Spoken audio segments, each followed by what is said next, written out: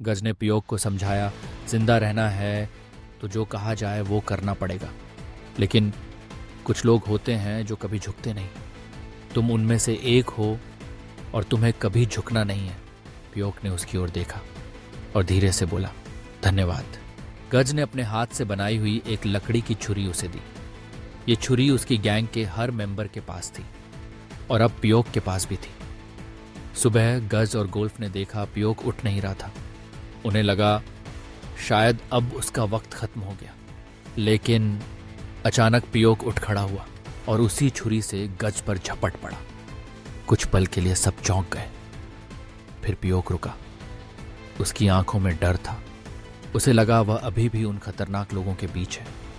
गज ने कंधे पर हाथ रखकर कहा, अब तुम हमारे साथ हो, यहां डरने की जरूरत नहीं है। उस दिन के बाद पियोक के दिन बदलने लगे। वो अब उनके बीच अच्छे से रहने लगा।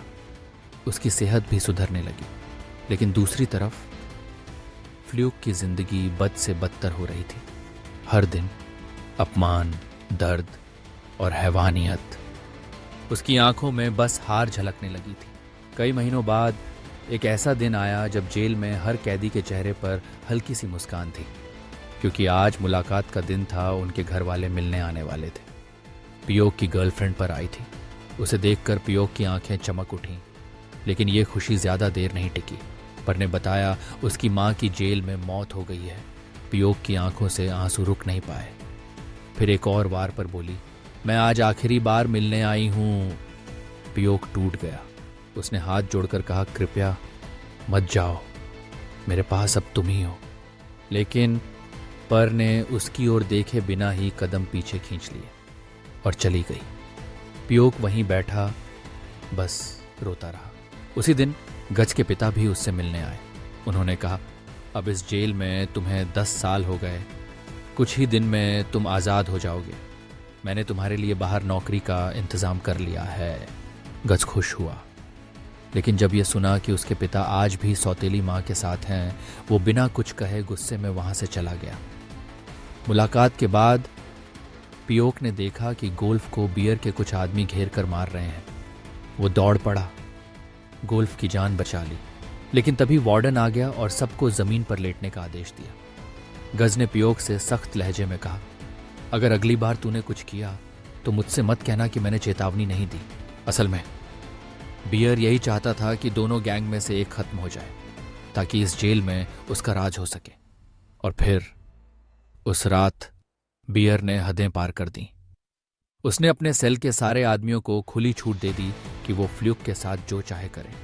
जो हुआ वो किसी इंसान के साथ नहीं, जानवर के साथ भी नहीं होना चाहिए था। फ्लूक चीखता रहा। वार्डन ने देखा, लेकिन किसी ने मदद नहीं की। बाद में वो बेहोशी की हालत में पड़ा रहा, जैसे कोई जिंदा लाश हो। होश आने पर फ्लूक ने बियर के आदमियों को बात करते सुना, कल गज के खाने में ब्लेड का बारीक चूरा मिला देंगे, ताकि जैसे ही वो खाए उसकी मौत हो जाए। सुबह गज की गैंग में आदत थी सब मिल बांट कर खाते थे। बियर बस यही चाहता था कि कोई तो मरे। लेकिन हुआ उल्टा। अचानक फ्लूक आया और पियोक के हाथ से खाने की प्लेट छीन ली और खुद खा गया। थोड़ी देर बाद वो बारीक सा ब्लेड का चूरा फ्लूक के गले में अटक जाता है।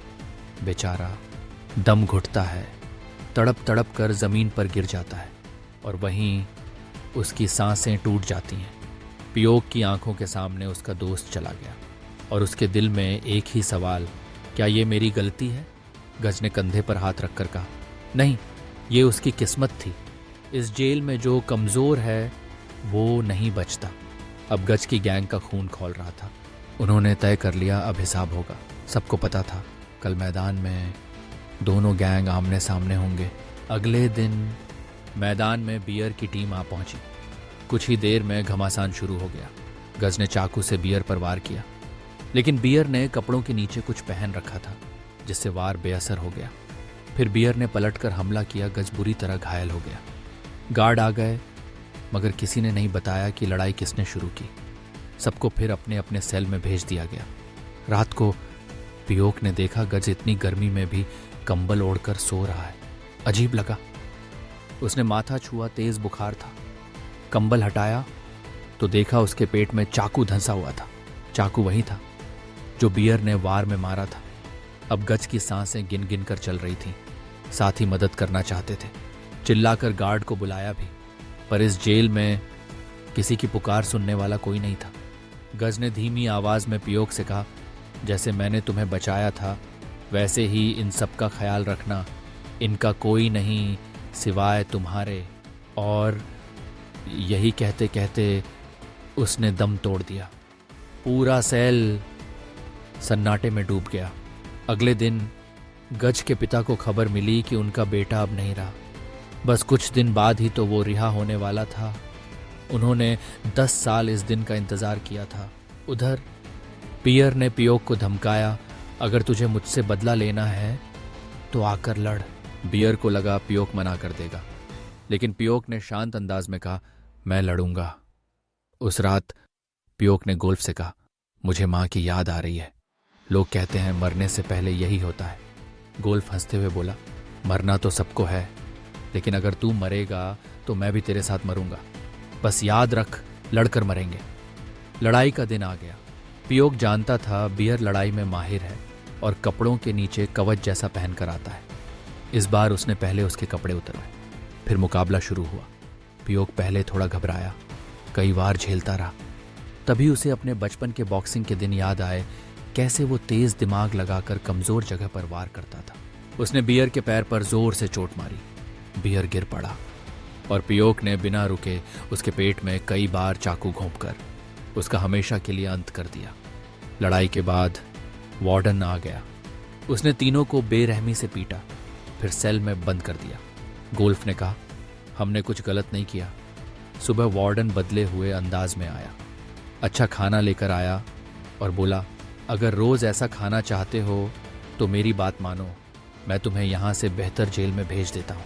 पियोक और गोल्फ दोनों ने हामी भरी और शुक्रिया कहा। उन्हें बाहर ले जाया गया।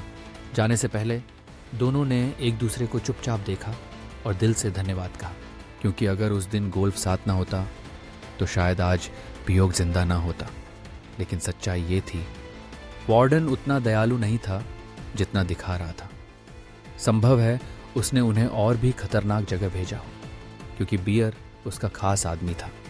और दोस्तों, यहीं पर यह कहानी खत्म होती है। इससे हमें ये सीख मिलती है कि गुस्से और जोश में कभी भी ऐसा काम मत करो जिससे तुम्हें जेल की चारदीवारी के अंदर जाना पड़े, क्योंकि जेल का एक दिन बाहर के 100 सालों जैसा लगता है और वहाँ पछतावे का कोई अंत नहीं होता।